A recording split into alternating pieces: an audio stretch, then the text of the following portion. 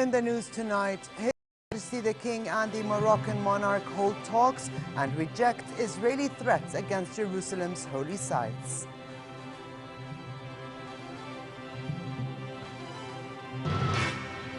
Seven Moroccan planes carry aid to Syrian refugees in Jordan as the Moroccan king inspects the hospital at the Zatri refugee camp. And international mediator Lakhdar Brahimi warns that the Syrian conflict may spread and urges a ceasefire during the Eid holiday.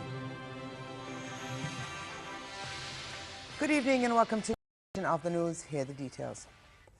The Syrian crisis and Middle East peace efforts dominated a Jordanian-Moroccan summit, which also tackled how to bolster ties in various areas. His Majesty King Abdullah said during talks with Morocco's King Mohammed that Jordan supports a political solution to put an end to bloodshed and violence in Syria. He said a growing number of Syrian refugees has put enormous pressures on Jordan's limited resources and called for international aid. Khaled has a story. The Syrian crisis and Palestinian-Israeli peacemaking figured high on the Jordanian-Moroccan summit. His Majesty King Abdullah and Moroccan monarch Mohammed VI also tackled the historically close ties between the two countries. King Abdullah said Jordan backs efforts to find a political solution to the Syrian conflict to put an end to violence and bloodshed and safeguard the country's unity. He warned of the dangerous repercussions of the Syrian crisis on regional states, referring to a growing burden on Jordan's resources for hosting more than 200,000 displaced Syrians. King Abdullah urged the world community to come to Jordan's aid to enable it to provide more resources to the displaced Syrians. His Majesty thanked the Rabat for its support in this context, noting that Morocco was among the first countries to send a field hospital to Jordan to ensure continued medical and humanitarian services to the displaced Syrians. Also up for discussion were efforts to arrive at a just and comprehensive solution to the Palestinian issue based on the two-state solution and leading to an independent Palestinian state with East Jerusalem as its capital. The two leaders rejected any attempt to undermine Islamic and Christian holy sites in Jerusalem and Israeli threats and violations to change the Arab and Islamic identity of the holy city. King Abdullah hosted a luncheon for King Mohammed, Prince Moulay Rashid, and Sharif Moulay Yusuf Al-Alawi. The banquet was also attended by their Royal Highnesses Prince Faisal bin Al-Hussein, Prince Talal bin Mohammed, and Prince bin Mohammed. Meanwhile, senior officials from both sides also held talks on ways and means to forge closer cooperation and exchange expertise in various fields. Earlier in the day, the Moroccan king, who's on a three-day visit, was accorded full honors as he arrived at Al Humr Royal Palace, led by King Abdullah and attended by royal family members and top officials. The two leaders reviewed a guard of honor as a military band played the national anthems of Jordan and Morocco.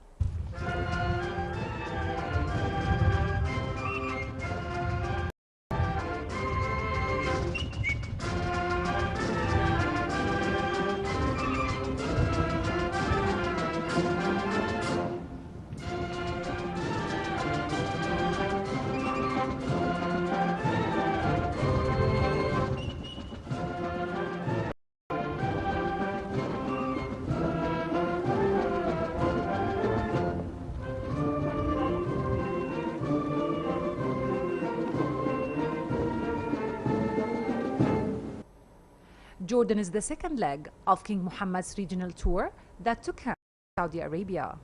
He will also visit three other Gulf Arab countries, Qatar, the United Arab Emirates, and Kuwait. Khaled for the news at 10. The Moroccan king called on the Zatri refugee camp, where he inspected a Moroccan military field hospital. King Mohammed was briefed by the hospital's Director General on services provided for the thousands of displaced Syrians. Jordan Hashemite charity organization, the Secretary General Ayman Miflih, said King Mohammed's visit coincides with the arrival of 7 Moroccan planes carrying food aid for the Syrians. accompanying King Mohammed on the tour were Prince Moulay Rashid and His Royal Highness Prince Ghazi ibn Mohammed, the King's advisor on religious and cultural affairs, and other Moroccan and Jordanian officials. In a meeting with Kuwait Minister of Justice and Legal Affairs Jamal al-Shahab, His Majesty hailed Jordanian-Kuwaiti ties and the Gulf Arab states' economic support of the kingdom. They discussed prospects for further enhancing ties, including the exchange of judicial and legal expertise. King Abdullah said Jordan is keen to further bolster cooperation with Kuwait in all fields. Prime Minister Abdullah also praised the level of ties with Kuwait, noting the Gulf Emirates' support of Jordan's development process, including a contribution to a grant approved by the leaders of the Six-Nation Gulf Cooperation Council to Jordan. Jordan and Kuwait shared a democratic and parliamentary experience, adding that Jordan is ready to provide the emirate with skilled manpower, particularly in the judicial field. His Majesty the King, the Supreme Commander of the Armed Forces, was in the field for a live-fire routine drill by a unit at the Northern Military Zone. Troops used weapons of various calibers, helicopters and jet fighters. King Abdullah, accompanied by His Royal Highness Prince Faisal bin al-Hussein and Chairman of the Joint Chiefs of Staff General Mish'al al-Zabin, was briefed by the Northern Zone commander on the various stages of the exercise. The King watched the performances in which participants displayed a high level of combat preparedness, fitness and precision. His Majesty the King received Commanding General of French Special Operations Command Christophe Gomart. Talks covered Jordanian-French ties and means of further boosting them, mainly in military and training fields. Prime Minister Abdullah reiterated his government's policy of open channels and dialogue with social segments and political groups. Nsour said as he welcomed former Prime Minister Samir Rifai, who wished him well after forming his government, that he would also seek counsel from national figures on comprehensive reform at this critical phase in the country's history. Meanwhile, President Mahmoud Abbas called Nsour to wish him well and said the Palestinian Authority is keen on cementing ties with Jordan. Nsour pledged that Jordan will extend all forms of support to the Palestinians, whose cause is a top Jordanian priority. Former Arab League Secretary General Amr Moussa also called the Prime Minister to wish him well 1 week after forming his government. They discussed the situation in the Middle East and challenges posed to the Arab world. Foreign Minister Nasser Judeh met international envoy to Syria, Lakhdar Brahimi, who expressed his concern over the continuing conflict in Syria. Talks tackle the repercussions of the Syrian crisis on neighboring countries, including Jordan, which is hosting more than 210,000 Syrian refugees who had fled the violence in their country. Zainab Soufa has more. Minister Nasser Judeh and international envoy to Syria, Lakhdar Brahimi, agreed to continue coordination for a political solution to the ongoing conflict in Jordan's neighbor. Brahimi reiterated his warning that the civil war may no longer be contained within Syrian borders. After discussing the conflict poses to the entire region, Brahimi called on the Syrian regime and the rebel forces to stick to a ceasefire during the holiday of Eid al-Adha that starts on October 26. This conflict, label it as you wish, if it continues, will not be limited to the Syrian borders. It will affect the region and beyond. The invitation to the ceasefire, if successful, will allow us to build upon it a real truce, holding all fire, and eventually a political process which will help the Syrians solve their problems and allow them to rebuild the Syria they dream of. Brahimi noted that representatives from the Free Syrian Army have assured him that they will abide by the ceasefire as long as government forces take the first step. The Syrian regime has also agreed to hold fire, although hesitantly. The peace envoy, set to arrive in Syria Saturday, also called upon Turkish and Iranian leaders to support the ceasefire in an attempt to decrease the number of casualties during the Eid. According to Brahimi, the ceasefire would be a small step towards reaching a permanent and peaceful solution to the problem. Jude stressed a solution to the Syrian crisis that ends violence and preserves the country's security, stability, and unity. Brahimi, the joint UN Arab League envoy, hailed Jordan's position on the Syrian crisis, adding he will continue consultation with the kingdom on this conflict, which concerns the region and the whole world. Zain Abu Sufa for the news at 10. Preparations are underway for upcoming parliamentary elections. The Department of Civil Status and Passports is checking lists of voters before final lists are ready. 3 days after registration for the polls, the voter lists are being scrutinized to detect any changes that might have occurred. About 2.8 million eligible voters have obtained ballot documents over the past months of registration. Also today, heads and members of local district committees throughout the kingdom took the oath before starting their work. They were sworn in before Independent Election Commission officials.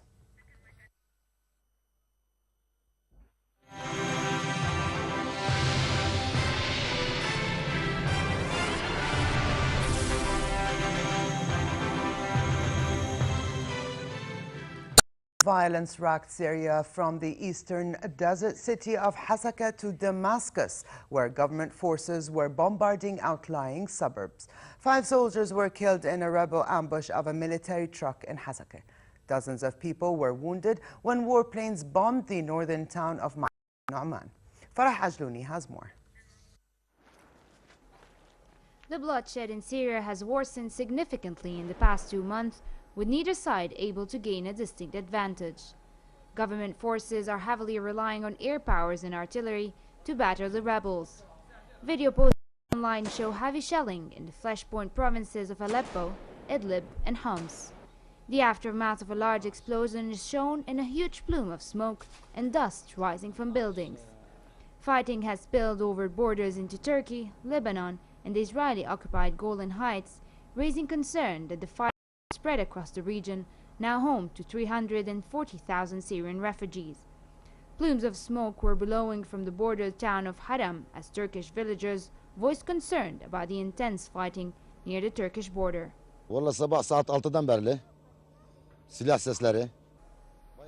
Takes place in Syria. We are scared here on the Turkish side of the border. Syrians flee to Turkey, but we don't have any protection here. Nobody thinks of us. Ankara has led calls for international intervention. In recent weeks, Turkey has also bolstered its military presence along its 900-kilometer borders with Syria and has been responding in kind to gunfires and mortar shells flying over the borders. In Aleppo, rebels from the Free Syrian Army say they are fighting to protect civilians as they comb the streets of the country's largest city looking for Syrian government forces. Western powers have been reluctant to arm the rebels to lack current leadership. Activists say so far more than 30,000 people have been killed in the fighting in Syria since the uprising against President Bashar al-Assad's rule erupted about 20 months ago. Farah Ajlouni for the news at 10. The World Food Programme says it needs $56 million this year to cope with an increasing number of people displaced because of the Syrian crisis. The WFP is delivering food assistance to people in 14 districts in Syria, despite the difficulties that they are facing in cities where military action is taking place. Here's Laith Chanqiti. The World Food Programme started its operations in Syria in December last year, when it targeted some 50,000 people in need. But that was progressively increased to almost 300,000 families as of last September. Approximately $80 million has been received from the United Nations Central Emergency Response Fund, the United States, Canada, and many European countries. The budget for our current project is $136 million. We have more than 50-60% of it, but we're still lacking $56 million to last us until the end of the year. About 2.5 million Syrians are displaced inside and outside the country because of the ongoing conflict between government forces and armed rebels. Usually difficulties are logistics difficulties related to the security situation that the country goes through. While we try our best always to distribute on the that we agree with our partners. But sometimes there are areas that there are military activities happening. That prevents us from reaching the beneficiaries on the exact date.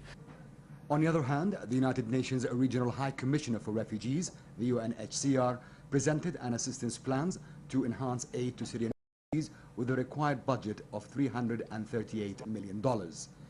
UN personnel announced the plan at a briefing in Cairo, outlining more than a year and a half of sustained violence in Syria, which led to a depreciating humanitarian situation. The lack of adequate shelters and hospitals increases in crisis as their needs rise with the onset of winter. 3 priorities top the United Nations emergency plan, including rehabilitating shelters, hosting displaced Syrians, distributing essential non-food needs, and providing one-time only cash assistance to affected families. Such provisions shape the essentials of Syrian needs in light of the rising prices and decreasing food supply. To make sure as humanitarian actors, and this is a collective work of 52 organizations, that we are ready. We mobilize, is linked with mobilization of humanitarian assistance. We want to make sure that we do have, which we do in our houses, what is necessary: tents, blankets, sleeping mats, cooking sets, food, medical supplies, water equipment. And we're talking about basic life saving. We're not talking about anything luxurious, but we need to have it on our plan so we can also go to governments who support, say this is what we need to address the urgent humanitarian needs. Winter cannot wait. The plan devised by the UNHCR has not yet been able to operate in full capacity due to lack of sufficient resources. The United Nations has urged the international community to pay more attention to the issue to assist over 350,000 registered Syrian refugees, expected to double by the end of the year. Layth Shanqiti for the news at 10. A shell fired towards a Yemeni general's headquarters in the capital Sana'a hit a weapons store, setting off explosions that killed at least 1 soldier and wounded. Witnesses heard 2 blasts and saw a large cloud of dust above the camp where General Ali Mohsen al-Ahmar is based. Other witnesses said they saw at least 2 unexploded rockets apparently set off by the blast in the arms depot that had landed in parts of the capital, one near the U.S. Embassy. The Yemeni Defense Ministry said the blasts were caused by an accident at the ammunition store, but gave no further details.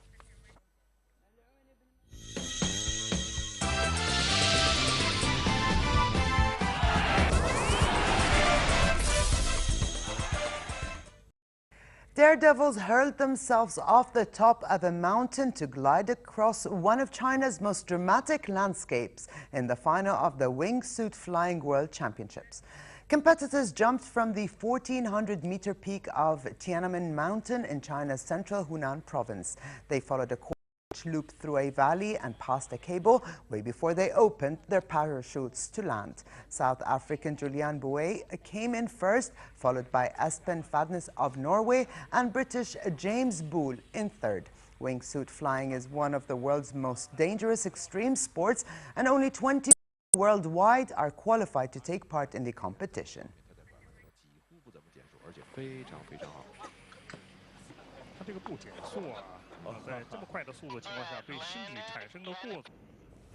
Sweden's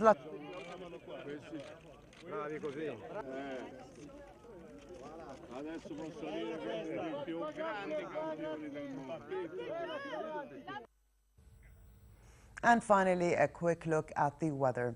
It'll be mild tonight. Possible scattered showers in the southern and eastern parts of the kingdom. Winds will be southwesterly moderate, changing to brisk at times. Tomorrow it'll be fair in hilly areas and relatively hot in other parts of the country, with possible scattered showers in southern and eastern Jordan. Winds will be southeasterly to northwesterly moderate, in desert areas. The Gulf of Aqaba should expect a hot day tomorrow with northerly moderate winds and calm seas. The weatherman warns of poor visibility due to dust in desert areas. Here now is a look at temperatures forecast for tonight and tomorrow.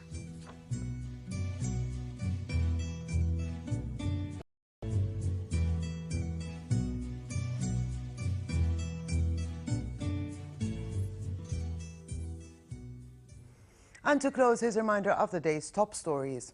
His Majesty the King and the Moroccan monarch hold talks and reject Israeli threats against Jerusalem's holy sites.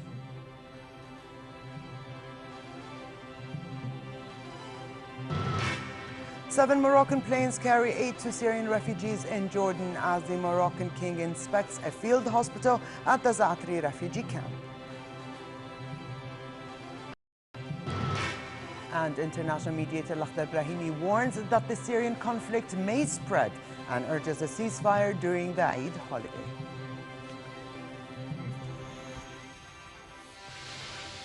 And with this, we come to the end of this edition of the news. I'm Ali Tukhan.